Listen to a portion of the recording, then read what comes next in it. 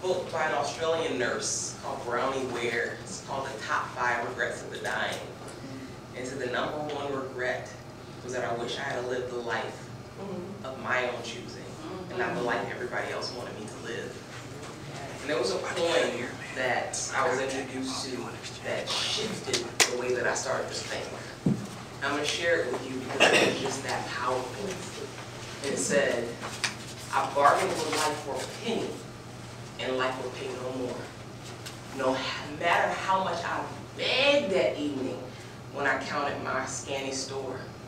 See, life is a just employer, and it'll give you what you ask.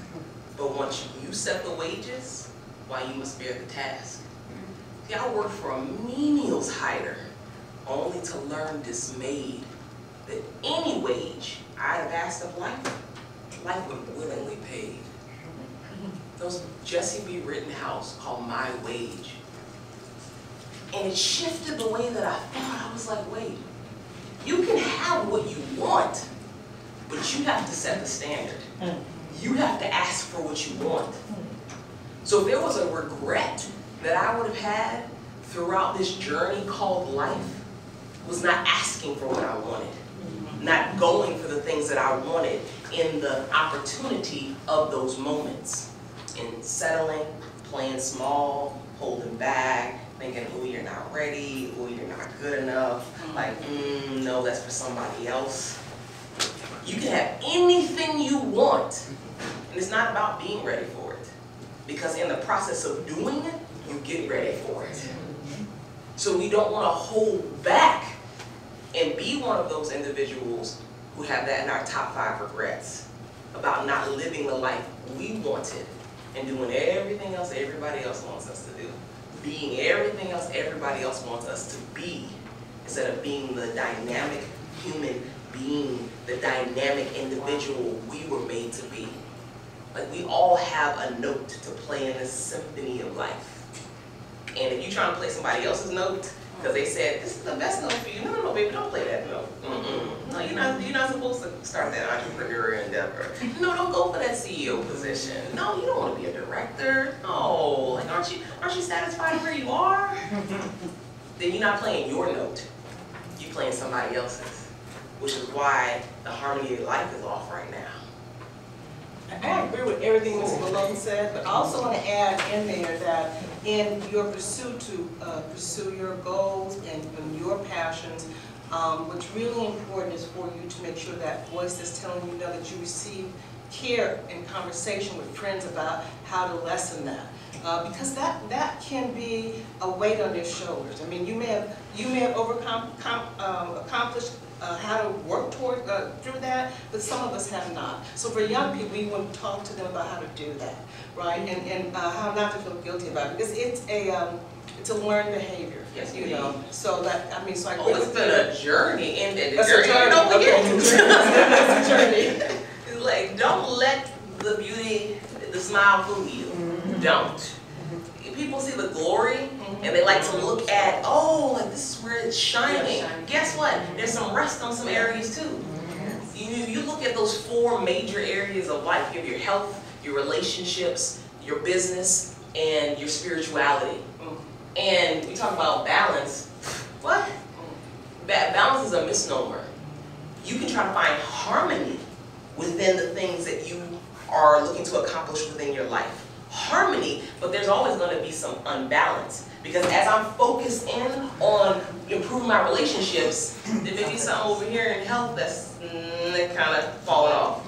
Or as I'm trying to get the business going, maybe my relationships start to, I don't have time. Yeah, my time needs to be used over here. I don't have time to do this over here. So it's about deciding what you want and knowing there's going to be sacrifices. And the road is not easy. It's not. That's a joke. Like, you gonna fail, you gonna fall on your face. I think also it's a matter of understanding your own personal timing. Yes. And judging your life by your own time clock and not by someone else's. And I think as women, we sometimes look at other people and say, well, they got it at this point, at this point, at this point. And so you're trying to say, okay, by 20 I should do this, by 30 I should do this, by 40 I should do this, by 50 I should do this. And yet, if we look at the continuum of life, for some people that success, or what we're claiming is success, comes after we've done a lot of things that have prepared us for it, but it's not at the same time clock that we look at our contemporaries. And so how do you reach back and say, okay, I've done all of this because I've had these obligations, and now boom, all of a sudden it's come to me and I'm in what seemingly is the twilight of my life, but yet those can be the best times that you can reap that reward and that benefit for yourself. So learning how to really look and say, I'm not going to judge my path by someone else, and I'm going to let it evolve and unfold for what is best for me. And so I take that to say, when we say, can you have it all, who's defining all? Don't let someone else's definition be superimposed upon your own life, because you know what your obligations are, you know what your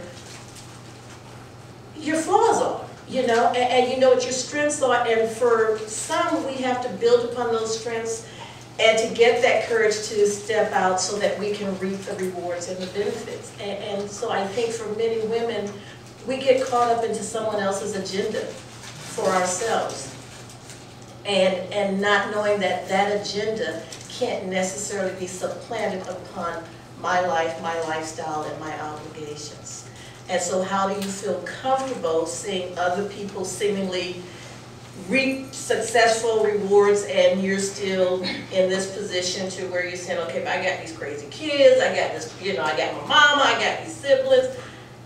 It comes in its own due time for you. And for some of us, that's the hardest pill to swallow, because I think that's another programming that you're supposed to have it at certain points in our lives. But as long as you're living and you're on this path or this journey, it can come at any point in your life, and be ready to recognize it and to celebrate it when it comes. I just want to put you guys in the same